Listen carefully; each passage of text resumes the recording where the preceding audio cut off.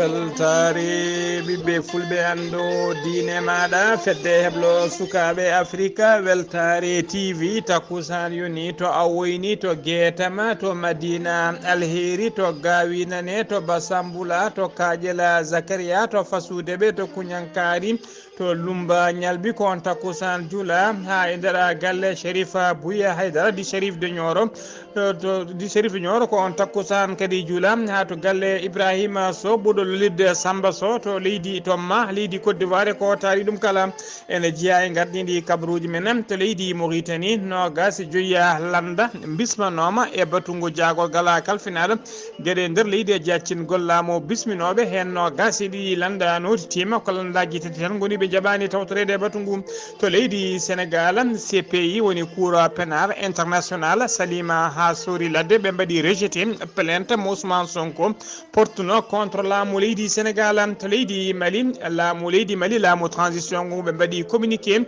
hollidde kay ko fate alhaali capanɗe nayyi e jeenaya militaire côte d'ivoire naɓe nangaɓe to bowallade diwoɓe ngala président modibo keita to bamako to leydi benin maître joseph diogo benou ko kañum wonno président de la cour constitutionnelle leydi ndi o waɗi démissionné ha laaɓi o woppiti golle makko bisimilla mone ketki hotondirte joni joni pirenna paccirel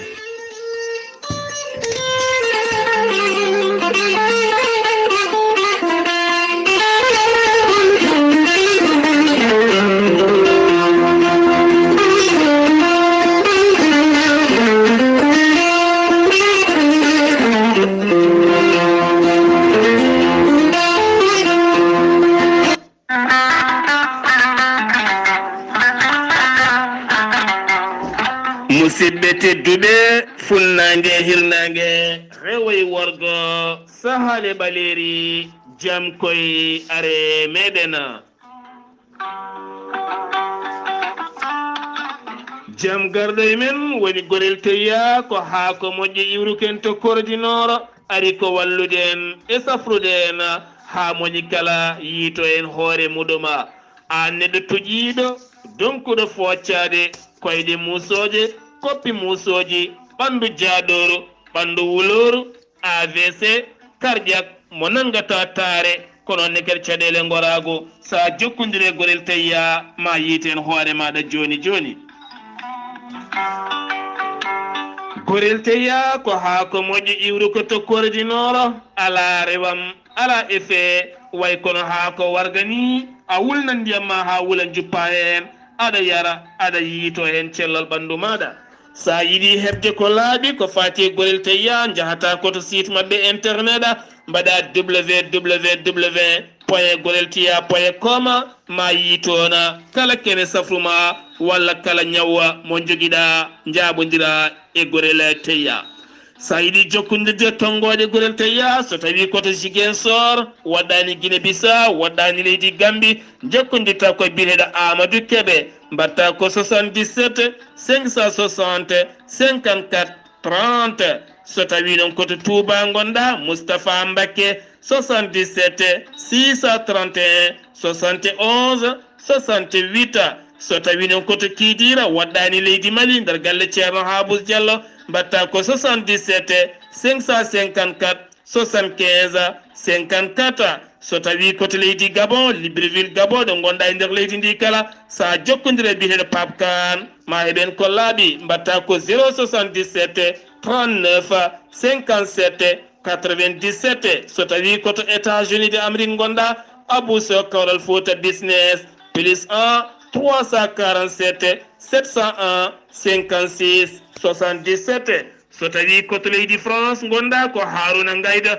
sa jokkodire nden tonggode sa yiɗi hebde hen ko laaɓi ma eɗen ko ɓuuri labde kala nokku ɗo gonɗa ɓe mbenma tonggode ɗo gonɗa ɗo jokkodira e gorel tayya ko ɓuuri yawde mbatta ko 06 50 99 64 43 musidɓe tedduɓe gorel tayya e jeese meɗen kettode kaburuji mon e ɗemngal pulaar Afrique Asie Europe Amérique Moyen-Orient Océanie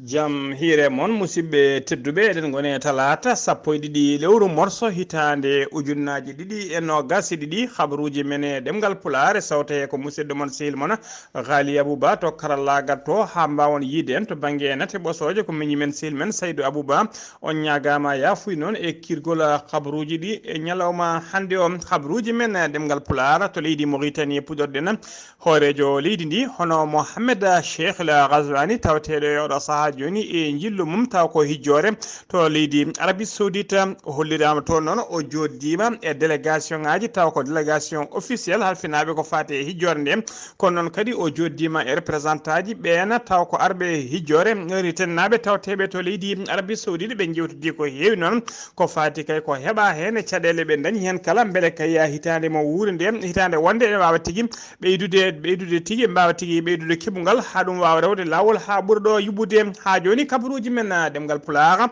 to leydi Mauritanie ha joni jagorgal kalfinangal ko fati gueɗe nder leydi e jaccina gollamu noddino batu guna batu noon ko nodduɓe nodduno ko nogas joyiya parti woni landa dawrugol tawteɓe nder leydi he guna batu noon ko talata hande o foti ngu jooɗi e nder nogas joyiya landaji nodduɗoɗi ɗi noon teskama hen nogas ɗiɗi landa mbawi tigui notitade e batu ngu ko landaji tati tan goni ɗi garani ɗina tati noon saliɓe arde woni landa wiyete kam RFD woni rassemblement des forces démocratiques wondude e landa gorka ene wiye IFP woni union des forces des progrès wondude e landa ene wiye AJD MR woni alliance pour la justice et la démocratie mouvement de renouveau ko ɗiɗo landaji tati goni ɗi jaɓani tawtorede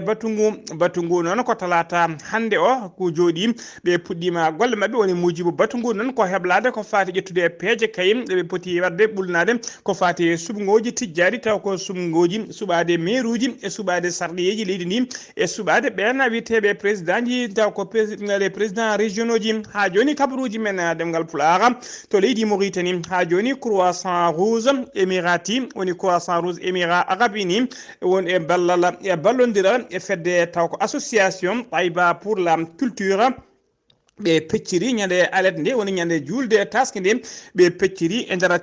ujunere temedde joyi famille ɓe mbawi rokkude ɗumen mbarude hano hannirtini tawa noon ko ɓuur famille aji ɓurɗi wonde miskineɓe tawateɓe to Méderdam to Méderdra to Rosso ha to wuuro witego wula eno wula e to ha to Tiguinte ha to Nouakchott kala hollirama noon ko fodde temedde jeetati dammuwol woni jawdi layye ko ɗum woni koɓe kirsuno ɓe pecci e nder ɗina ujunere temedde joyi famille tawateɗe nder ɗo guure ɗe limtuɗen ha joni ko leydi Mauritanie keddoɗen jagorgal leydi ndi kalfinare ko fate cellal aade hono Moukhtar Wuldahi o jaɓɓima o waɗi réceptionné camion ngaji jeetati taw ko camion ngaji frigorifique ɗina camion ngaji noon nawat tigui ko marchandise uji taw ko médicament camion ngaji ɗi noon koye mbadi projet biyeteɗo inaya ko nden tigui camion ngaji ɗi mbawi yettade leydi ndi finance coggu majji noon ko gouvernement mo leydi Mauritanie e ballal banque mondiale camion ngaji ɗi noon ma mbawnawde kay dendagal médicament ji podɗi waɗede ɓuɓol e dendagal ñakkoji ma mbaw nawede e nder jokuli leydi he kala ha joni ko leydi Mauritanie keddoɗen étudiant ji Mauritanie naɓe tawateɓe to Dakar ɓe mbaɗi digne mabɓe yesso mbaɗi digne mabɓe ñalawma hande o yesso ambassade leydi Mauritanie tawateɗo to Dakar digne ngo noon ko hollide kay ɓe namdi oɗo saaha joni kode laamu ngo toppitade heɓe mbawa hebde boursiji mabɓe ɓe kolliri noon ɗo e kay hebde boursi mabɓe kala saaha walla kala ñalawma mbaɗ digne mabɓe yesso ambassade o hande ɓe keeɓi haalisal mabɓe kala ha joni kabaruji men ɗemgal pulaar senumimata leydi Mauritanie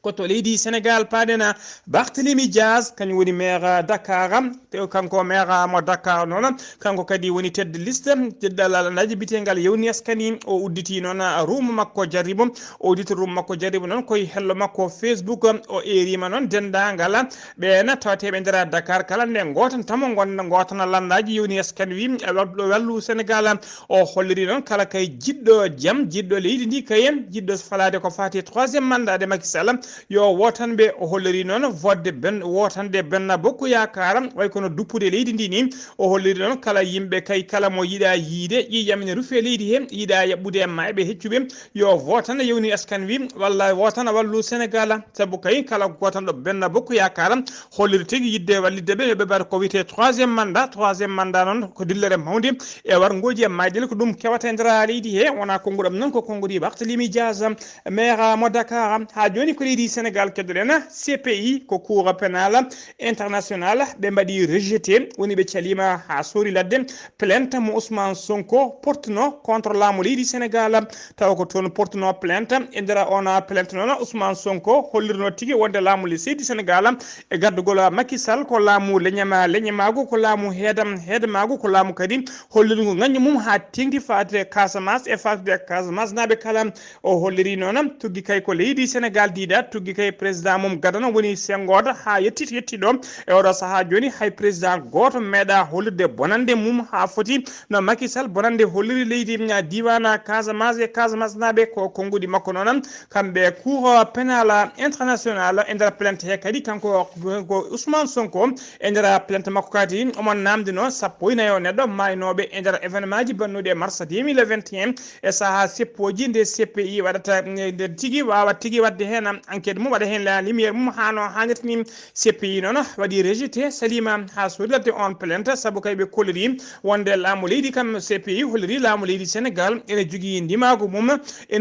ndimago mum wadde ko wiyete maintien de l'ordre e saaha wadde maintien de l'ordre e saaha kay mo leader aji politique mbaɗi erango ko fate insurrection wiide kay yo yimɓe jalte booli mbawa riddude hooreje leydi walla dillinde leydi ɗum noon laamu leydi ka leydi wonde kala ne jogui ndimago wawde kay rende leydi mum hano hannirta ni kadi ɓe kolliri plainte uji plainte mo Ousmane Sonko déposito noon hollirno ona plainte noon hay document goto hay élément goto taw ko preuve tengtinowo konngudi Ousmane Sonko ɗi ala hen ko ɗum saabi noon ɓe mbaɗi rejeté oɗon plainte ha sori ladde ha joni ko leydi Sénégal peddoɗen ñande aljuma ɓennuɗo Macky Sall hoorejo gendi ɗi o noddino batu o bismima taw ko ɓen mawɓe benna bokku yakar tawteɓe to département mo Guédiawaye to palais présidentiel to ene bismano to noon tawtorama batu ngum ministre de la jeunesse hono nene Fatoumata Tall wondude directeur général l'ONES hono Latta Diop e wondude directeur général RTS taw kadi kañum woni maire Wakhlena Nimzana hono Racine Talla e wondude Alioune Sall ko ex maire mo Guédiawaye e goɗɗo ne wiye ene wiye Khafor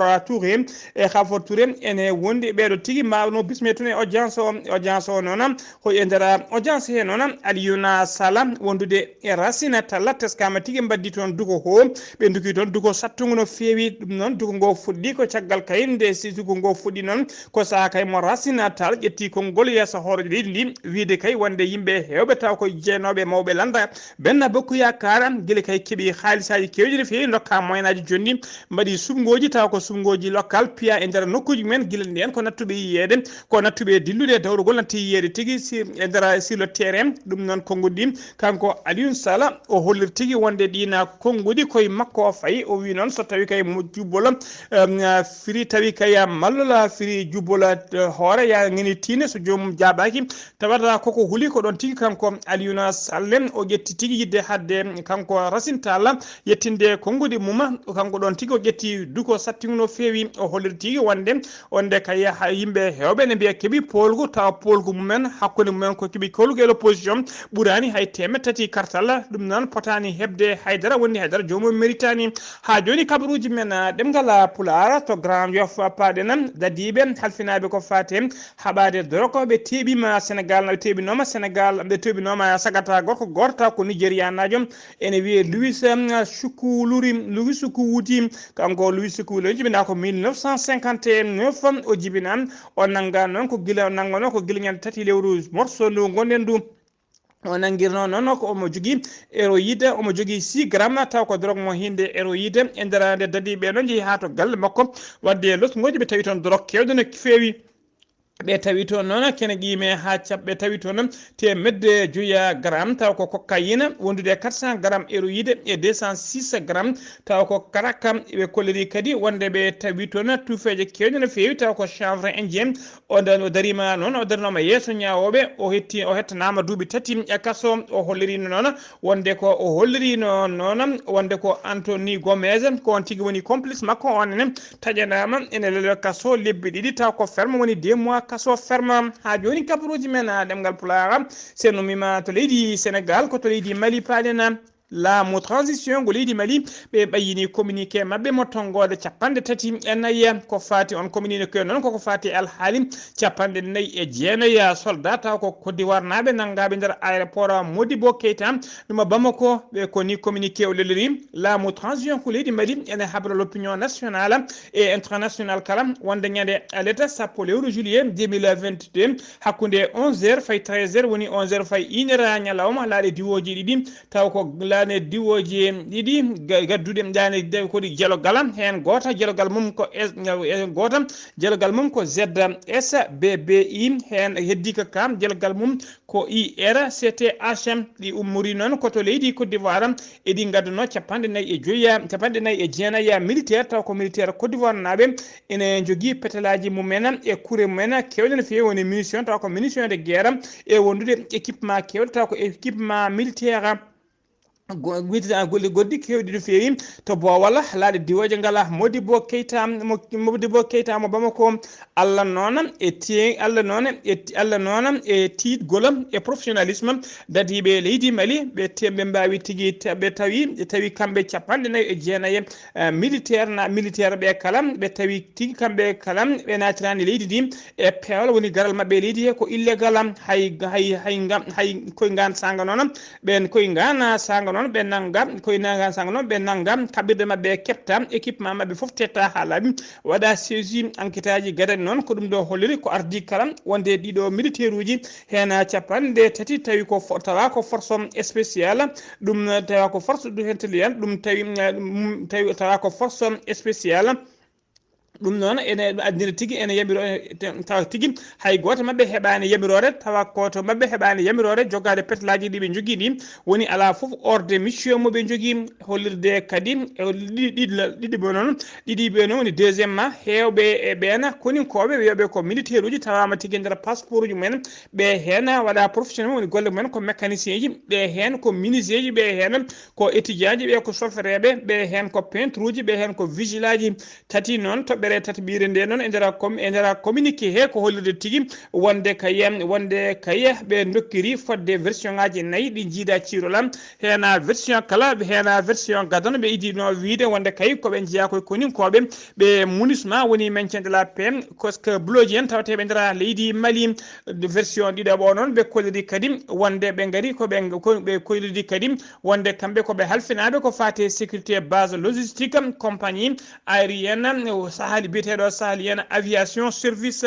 ɗum noon ko station service laamu leydi Mali noon laamu leydi Mali jokkodiri tigui laamu leydi Côte d'Ivoire kono laamu leydi Côte d'Ivoire ɓe kolliri tigui ɓe ganda ɗiɗon militaire kadi ɓe tinani oɗon alhaali ha joni ko leydi Mali keddoɗena dadiɓe ɓe hinde police nationale tawateɓe to commissariat mo 6e arrondissement e gardogol commissaire divisionnaire hono Oumar Dembélé ɓe nangui tigui neɗɗo mawɗo no fewi woni gros poisson taw koye dartanoɓe trafic de drogue leydi Mali ha tengtindira Bamako on teɓade noon inde mum soomi koye ɗeɗo alkule ɗiɗi woni alkulal ba e alkulal ka woni B e K ko ɗe alkule ɗiɗi inde makko soomi ɓe kolliri noon ɓe kolli kanko noon o ɓuuri lorlide kolo bouchier kanko ɓuuri lorlide kolo bouchier ɓe nanguimo noon ko nangono ko guila 4 lewru juillet hitande ujunnaje 2022 gonden ɗo ɓe nanguimo ko sanga 2h du matin ɓe iɗi tawdemo noon ko ɓe iɗi teɓade noon ko biteɗo AS o noon